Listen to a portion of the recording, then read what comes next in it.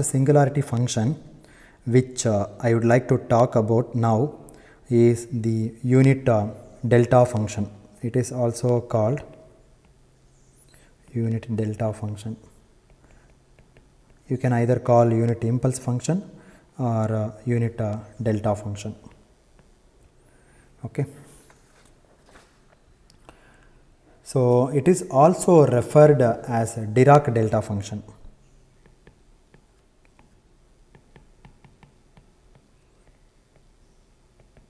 Dirac Delta function, because it was introduced by Dirac.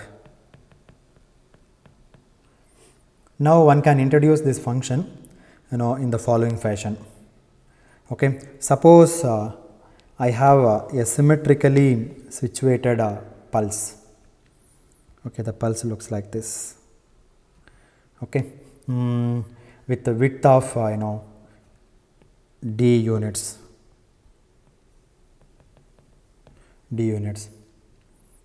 Now, and the height is going to be inverse of the width, that is 1 over d units. So what is the area of this pulse? It is going to be 1 unit. D times 1 over d is going to be 1. And this pulse is symmetrically situated around the origin. So this point is 0 and this is time axis, and this pulse is denoted by a special symbol delta of t. Now let us imagine what happens when d is reduced by a factor of 2. Initially it was d, now you reduce by 2. Then the height also reduces by increases by 2. Okay, if you reduce this guy, then because ultimately I need that the total area should be equal to 1.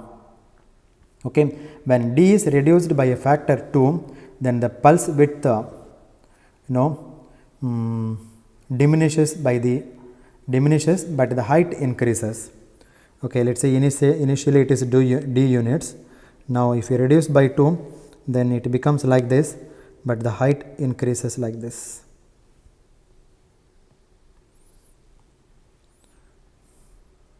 Height increases like this. Now this is 1 by d by 2, this height. That means what? It is 2 by d now height, and this one is d by 2. Now again, if you find the total area, the area is 1 unit. Okay, area under the curve is again 1 unit. So with maintaining that area, what you do, no matter what you do, but I always need the area of 1 unit. Now what I am saying is, you reduce the d smaller and smaller. You make it d by 4, then d by 8, and so on, keep on reduce the height. Then what happens? The height grows. When d by 4, the height grows by 4 by d. When d by 8, the height grows by 8 by d, and so on and so forth. But the area under the curve is maintained and equal to 1. Okay, so originally it was the total length is d. So this point is minus d by 2 and this point is d by 2. So therefore the total width is d by 2 minus of d by 2. So it is d. So that's it. So the pulse is still centered around the origin. Okay. Now let us imagine what happens when d goes to 0. What I am saying is, make width to go to 0. That means you are making the pulse narrow and narrow. Width to goes to 0. That means it is very thin pulse. You are making very thin pulse. But our original agreement was area should be equal to 1 unit. Then what happens? The height grows to infinite height, because 1 by d, the height is 1 by d. If you allow d to go to infinity, then this becomes sorry, D to go to 0, because I am making very thin pulse, right? So I am making width to go to 0. If width goes to 0, then if you allow this guy D to go to 0, then you will get infinity. So the height tries to go to infinity. Okay, so therefore when D goes to 0, that is width goes to 0, then you should have ideally a pulse which has got 0 width, but the height is infinitely large. So very height pulse you will get it. So in my iPad I cannot draw the infinite height, but let me put an arrow mark. So this arrow mark indicates infinitely large.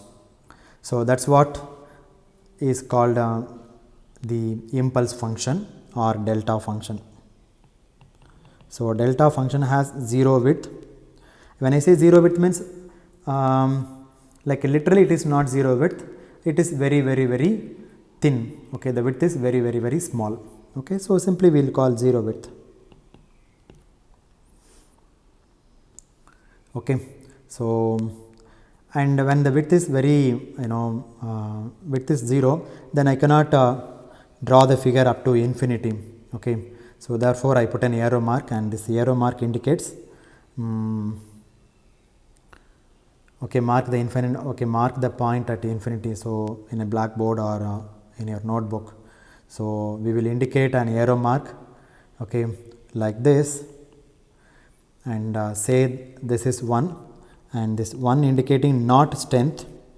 It is not indicating strength or amplitude or not amplitude. If somebody puts 1 and this 1 indicates area of the pulse.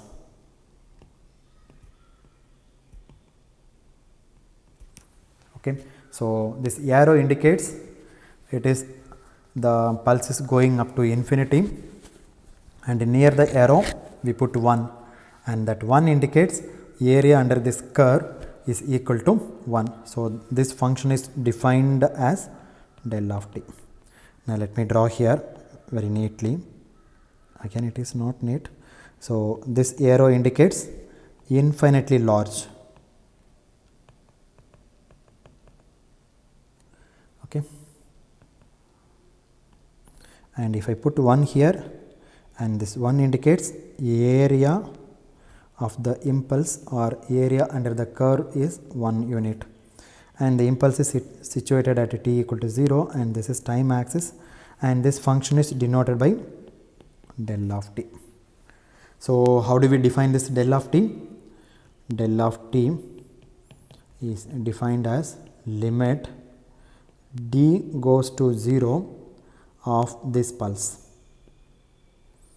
minus d by 2 plus d by 2, and this height is 1 over d. So this is the definition of your delta function. Okay, so you can also think of other waveforms instead of this square waveforms, like a triangle waveform. I may draw the waveform like this also. Let me say this is minus d by 2 and this is d by 2. So the total width is d. Okay. Now this height should be, what should be the height, so that I will get a unit area. See, there are two triangles now, first triangle and second triangle. What is a triangle area? Half times base into height. Half times, what is the base? This one, d by 2 into height should be something plus same triangle. So 1 by 2 d by 2 same height, this should be equal to 1. Now you can find out what is x here. So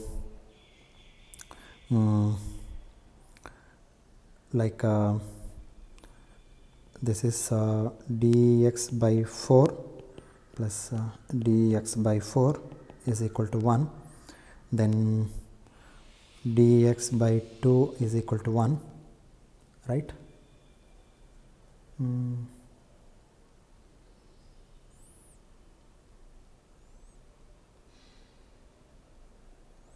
What am I doing? So x equal to 2 by d. Is it correct?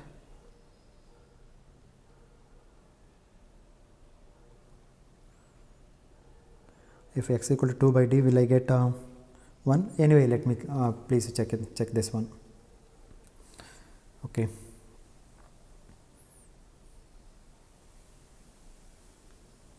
Because there is 1 by 2 and d by 2, correct, and this height is the x, okay. This also 1, yeah, it is 2 by t. You can check, there are no two triangles, okay.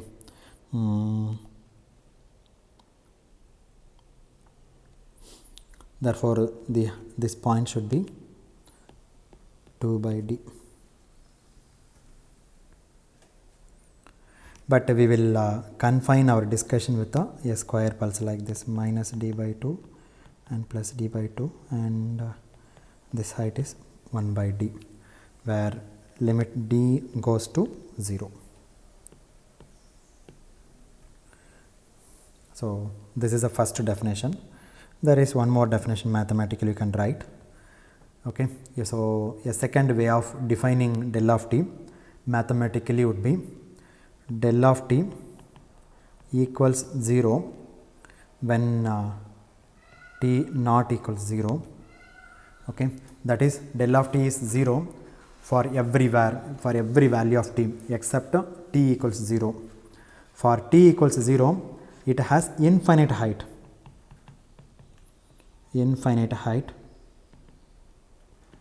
when t equals 0. Okay. So we don't know how to describe this. I cannot say infinite height every time. I cannot feed this value in my computer when I do the programming. Okay, when I want to do some processing, digital signal processing, I cannot go and tell the computer like, this is a infinite height. So I need to do something else. So some clever method I need to find out. So all we can say is, if you integrate del of t, that's what we have. Basically area means what? Integrating. So if you do the integration from minus infinity to plus infinity of this del of t and dt, then this basically tells you area of the function. That area of the function should be equal to 1. So that's a definition. Therefore, the second way of defining the function is, you take del of t and find the area of this del of t from all over the range minus infinity to plus infinity, and this should be equal to 1. Okay. And it is del of t is equal to 0 if t is not equal to 0.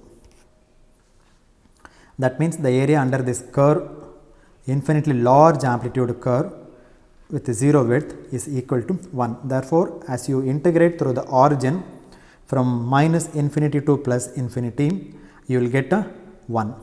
So this is the second way of defining the impulse function. There is yet another way. Del of t is equal to 0 when t is not equal to 0, and integral of f of t times, or let me use, instead of f of t, let me use x of t times del of t and dt, and integrate, let us say, from point A to B, and this is equal to f of 0. Now how do you justify this property? Suppose you take a function x of t is like this, something like this. I don't know, some random function I took. Now what is your del of t? It has infinite amplitude with the total area is 1. Now first multiply these two guys. Okay, multiply x of t and del of t. As per the definition, del of t is 0 if t is not equal to 0, right? That means what? When t is not, 1 minute, this point is 0 and this is time axis, then the definition says del of t equal to 0 if t is not equal to 0. That means what? These points are t is not equal to 0, yes or no? T is not equal to 0. and this point also t is not equal to 0, and this point the del of t value is 0. So if you multiply this 0 with a non-zero function, then this all value disappear. So this value disappears, this value, this all values will be disappeared, and here also this all values will be disappeared. The only value which is not disappearing is at t equal to 0. T is equal to 0. So when you substitute t is equal to 0, then this x of t becomes, when substitute t is equal to 0, then this becomes x of 0, right. So x of t times del of t is equal to x of 0. So you have a continuous time function, and then you are having a delta function. Here continuous time function is x of t. So when you multiply x of t and del of t is 0 everywhere except t equal to 0. Okay, so if you multiply del of t with x of t, then you get x of 0, because all other values of t, del of t is 0. So multiplication of x of t and del of t is equal to x of 0. So integral of a to b x of t del of t, wait a minute, del of t times dt. First let us find this value. This value is going to be x of 0, right. If you multiply, you will get a constant value. So this is x of 0, and at that point, because I don't know, this magnitude is very infinitely large, so that I cannot say this x of 0 is infinity. That area is 1, okay, it's very thin, and in that, at that particular point you are taking the sample. Therefore x of 0 times del of t times dt. Now anyway, this is a number. You take a function and fix some value, let's say 1. At 1, this is maybe some value, let's say 4.5 volt, like this something, if it is x of t. So therefore x of 1 equal to 4.5 volts, and 0, let's say this is 3.9 volt, then x of 0 is 3.9. Therefore x of 0, x of 1, x of 2, this all are numbers. Okay, so this number is it is a number you can pull out of the integration. It is a constant. Therefore x of 0 times del of t times dt and a to b. Now by definition, what is this? This is equal to 1. Therefore this is x of 0. So this is another way of looking at a delta function. So any continuous function x of t, if you multiply with a del of t and integrate, it samples that value of x of t, okay, at the point where the del of t is situated. Here the del of t is situated at t equals 0. So if you want to find out value of the function x of t at t equals 0, then what you do, you just multiply x of t with the del of t and integrate to get x of 0. Okay, so these are all equivalent ways of looking at the delta function. So we can adapt any one definition, okay, but most of the time we use this definition, a to b del of t times dt is equal to 1. Okay, so you can take this as the definition. All other all are equivalent, okay, different ways of looking at. You can choose whichever you like it. The important thing is that, as I mentioned, the delta function does not come under the fold of classical mathematics. Okay, so originally it was introduced by applied mathematicians and engineers, and later on mathematicians established a theory called theory of distributions, which makes the manipulations of delta functions. Okay, they put it on a more and sound basis of rigorous mathematics. So, we do not go into the theory of distributions, but there is a branch of mathematics called theory of distributions, which gives a theoretical basis to the use on manipulation of delta functions. So, let us plot some examples and see how different types of delta functions can be conceived. Suppose I have 4 times del of t. What does it mean? The area under the del of t is 4 units. Okay, don't confuse. Of course, the area of del of t is equal to, if you compute this is 1 unit, there is no doubt in that. If you put something in front of that, that indicates that many times the unit amplitude, unit area is multiplied. That's what we mean. Okay. Therefore, you have an impulse situated at t equal to 0, but now the area under this unit impulse is 4 units. It is not strength of the unit impulse, but the area under the unit impulse. Okay, so it is an impulse function located at t equal to 0, and when I say delta of t, its magnitude is infinity, but the area is 4 units. Similarly, here if I put 4, then again the area of the unit impulse is 1 unit, but this, if you put here this 4 indicates strength of that unit impulse. So, we indicate its magnitude by 4, in the sense that no doubt it has a value of infinity at t equal to 0. When at t equal to 0, then del of t becomes infinity. So, there is no doubt in that, but the area under the curve is 4 units here. So, the magnitude of the delta function is indicated within a brackets. So, this is infinity magnitude, but the area is 4 times. So, this is 4 times del of t. So, this 4 within a bracket indicates its area of the del of t sitting at t equals 0.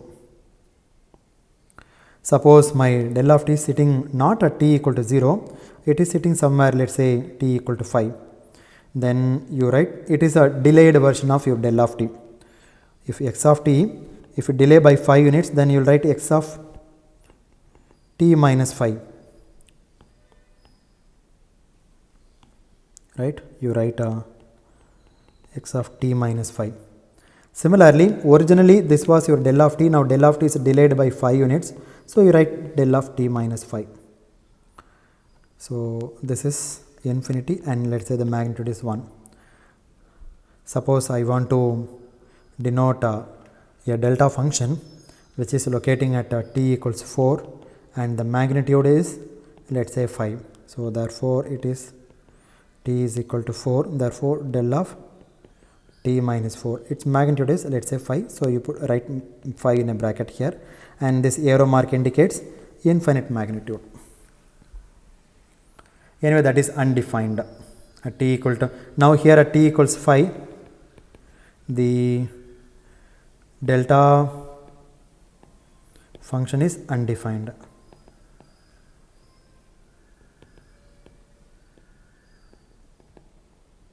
At exactly t equal to 5, it is undefined, but at t equals 5, the area, let us say minus 3, let us say plus 4 to plus 6, if I let me see for this impulse, if I integrate from 4 to 6 del of t minus 4, then of course its area is 1. Okay. So, the area under the impulse function is 1, but exactly at t equals 4, the delta function is undefined. Now, let me take one more example. My delta function is situated like this. So, let us say this is minus 3 units, and again this arrow mark indicates infinite strength, infinite amplitude. And how do you describe this delta function? How this is situated at let us say 2. So, it is advanced version, advanced by 2 units.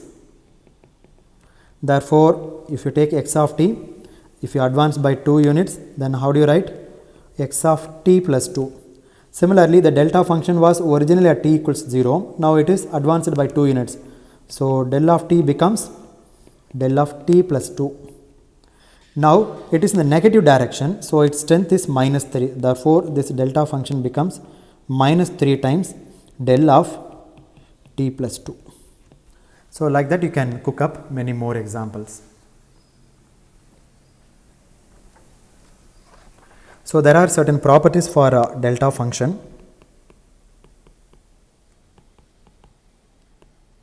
Okay. The first property is del of t is equal to del of minus t. Why? Because we assumed the delta function is like this, it is even function. Here also minus d by 2 and this side also plus d by 2. So therefore it is symmetric function. That is why del of minus t is equal to del of minus t. So it's an even function of time. Del of t exists at t equals 0. Okay. So del of minus t also exists at t equals 0. So whether it is plus 0 or minus 0, it makes no difference. So this is an even function of time. The second property is if you take del of t and multiply by f of t, then it becomes f of 0 times del of t. And I think this property I stated wrongly here. Let me go on to see here. Yeah, this is correct. Yeah, it's correct only. Yeah, this is correct. F of 0 times del of t. So if you recall the property, then integral of x of t times, let me be consistent with the notation. Let me write down this guy as x of t and this also x of 0. Again it is wrong.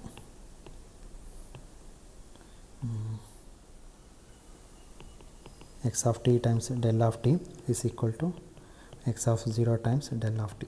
Okay. So x of t times del of t into dt. Now what happens? This multiplication will leads to x of 0 times del of t times dt, and this x of 0 is a constant, it is a value once you sample. For example, let us say y of t is equal to 5t. Then how does it look? It looks like this, right? Now y of 3, what is y of 3? Y of 3 is equal to 5 times 3, it is 15. What is this 15? 15 is a constant, it is a number, right? When you substitute some value for t, that is t equals 3, then you are getting some number. Similarly, for this x of t, you substitute some value, let us say t equals 0, then this x of t becomes a number. Therefore, that number you can pull out of the integration. So, x of 0 times del of t times dt and integrate from a to b or minus infinity to plus infinity, does not matter, this is equal to 1. Therefore, it is x of 0. So, that is what we proved in the earlier case. So, this is the second property. Then, okay. So, in the second property what we did? We multiply x of t by x of delta of t and that equals x of 0. Because x of t multiplied by delta of t is 0 for all values of t except t equals 0. Okay. So, the value of the value if at all exists, it exists only at t equals 0. At that time x of 0 times del of t is the value that we have shown here. Thirdly,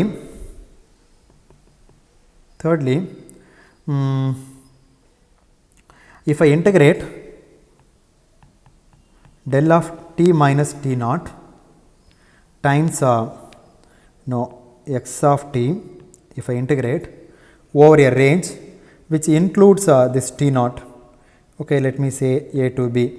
So, this range a and b includes the function includes the value at t naught. This t naught is lying between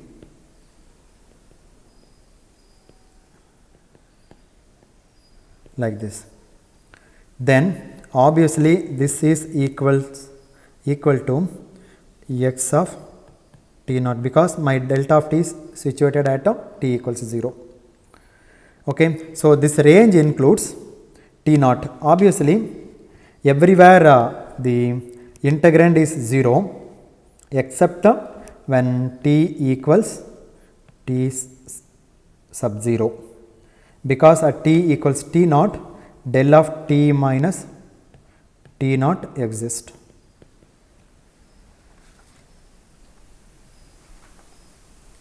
Okay, that means you have a function like this, and your del of t minus t naught is situated here, del of t minus t naught.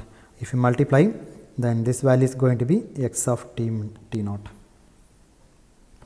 So then what happens?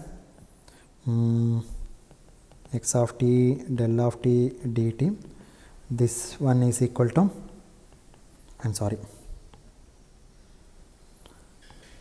this is del of t minus t naught dt, a to b, let us say the a is here and let us say b is here, then this is going to be x of t naught is here, x of t naught times del of t minus t naught and dt. As I said, this is a constant, so integral of x of t naught del of t minus t naught dt.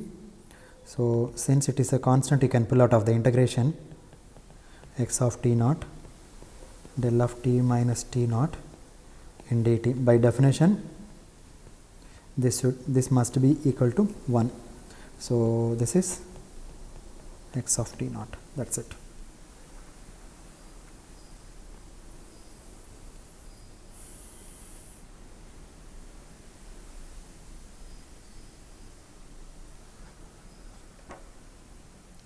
Okay, let me summarize. Maybe in the next lecture, let us discuss the relation between different functions, like relation between del of t, then u of t and r of t. Okay, so I think let me stop at this point. So the summary is, so in this lecture we reviewed the concept of we have discussed the concept of unit impulse function, and this impulse function has the area of unity, and its value is infinity when t equals 0.